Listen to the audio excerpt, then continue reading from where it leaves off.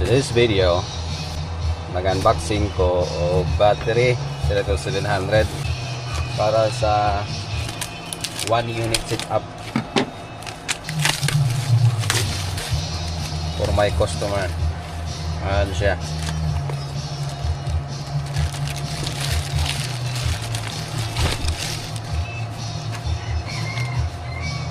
$25, 4 to 7 milliohms.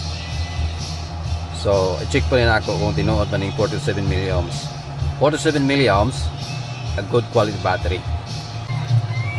So, kung gunahan mo order, ang isa nga ni 3,200. I-check ko to ang resistance kung totoo ba na 4 to 7 milliohms.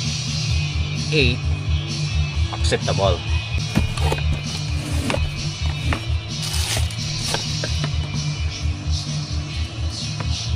Dahil marami, I will only randomly check.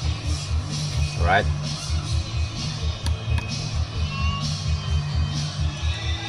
Zero. I start from the... Simula ko dito sa gitna.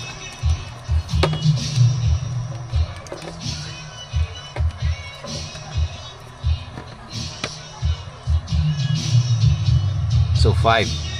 Acceptable. 5.8. 47 milliohms. Gilid 6. Well, pasok pa rin sa 47 milliohms.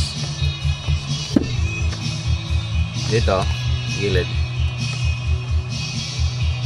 5. Pasok pa rin. Dito sa gitna, sa gilid pa rin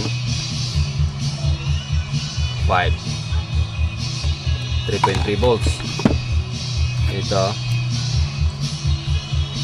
else 5, rated 5.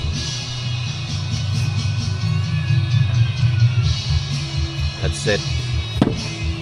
This is only randomly check kasi 160 battery fixed time. That's it. So marami na akong na-check. Confirm 5. Alright, again, try again. 6. That's it. 5. So range 5 milliohms, 5 to 6 milliohms in this box. So thank you for watching. I'll see you to my next video building this battery.